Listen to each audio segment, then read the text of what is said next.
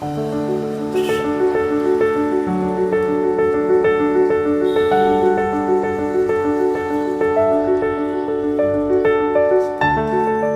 পাশে তৃপ্তি সহকারে খাবার খাচ্ছে কুকুরগুলো, চোখে মুখে যেন তাদের রাজ্যের ক্ষুধা। পাশে দাঁড়িয়ে কুকুরগুলোকে খাবার দিচ্ছিলেন এক লোক, চোখে মুখেও কুকুরদের খাওয়াতে পারার আনন্দ।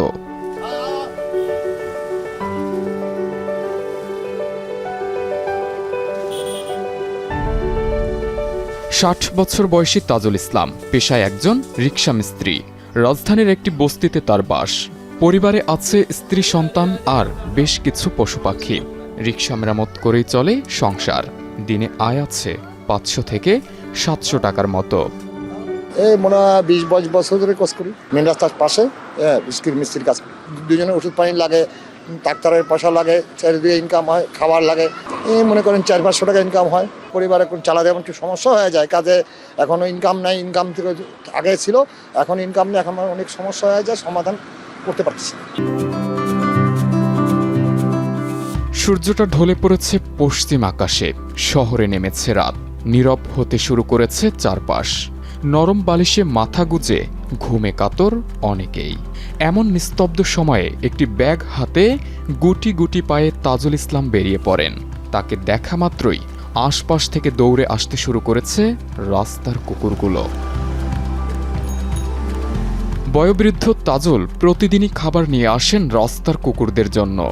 হাতের ব্যাগ থেকে খাবার বের হতেই ক্ষুধার্ত কুকুরদের যেন আর বাধ মানে না। এজন্যই হয়তো কবি বলেছেন, নগরীর রাজপথে ব্যস্ততা কম গভীর রাতে। মানুষের বাঁচার যুদ্ধে যুদ্ধক্ষেত্র হয় নগরী দিবালোকে। অন্ন বস্ত্র বাসস্থানের সন্ধানে পাগল হয়ে কার আগে কে যাবে, কাকে মেরে কাকে খাবে। প্রথম লকডাউনটা খুব অনার ছিল।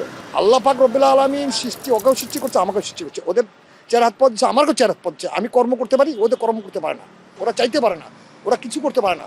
ওরা ওই মানুষ লাথি উস্তা ওদের ঘরে যা মারধর করে, ওরা এই নির্যাতন খায়, তো ওরা আসে ঠিকা। আমি ভালো লাগে যে আমি কুকুরকে আদর করি। আমি প্রথম লকডাউন হইতে এই তুলি আমি এখনও খাওয়াই যাচ্ছি, জায়গায় জায়গায় জায়গায় জায়গায় খাওয়াই যাচ্ছি। আমি আমার অর্থনীতি দিয়ে আমি যে কর্ম করি, মিস্ত্রি কাম করি, মিস্ত্রি কামে আমার এগুলো চলে না। তারপরেও আমি কষ্ট হইলেও, আমার নিজের সংসারে কষ্ট হইলেও আমি এগুলো করি।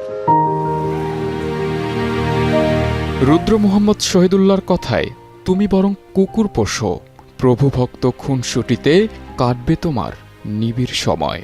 হয়তো এ কারণেই স্বল্প আয়ের একটি অংশ দিয়ে 7 থেকে 8 বছর ধরে পথ কুকুরদের খাবার খাইয়ে থাকেন তাজুল ইসলাম।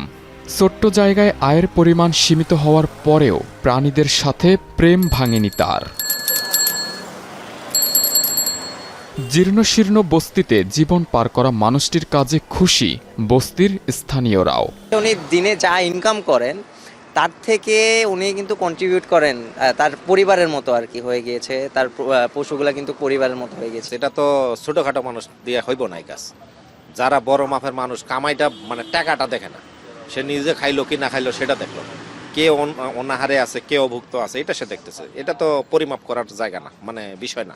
আমরা তো অনেক সময় করি, কিন্তু কেউ কাউকে খাবার দেয় না, কিন্তু ওরাও তো অনাহারে থাকে। আমার মনে হয় ওনাদের দোয়া করে ওরাও। নুন আনতে পান্তা ফুরানোর সংসারে এমন কাজ অনুপ্রাণিত করেছে আরও অনেককে। তারাও এখন তাজুল ইসলামের মতো রাতের আধারে খাবার খাওয়ান রাস্তার কুকুরদের।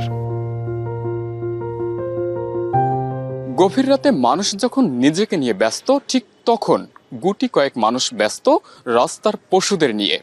প্রাণীদের প্রতি ভালোবাসার টানেই খাবার নিয়ে আসেন মধ্যরাতে।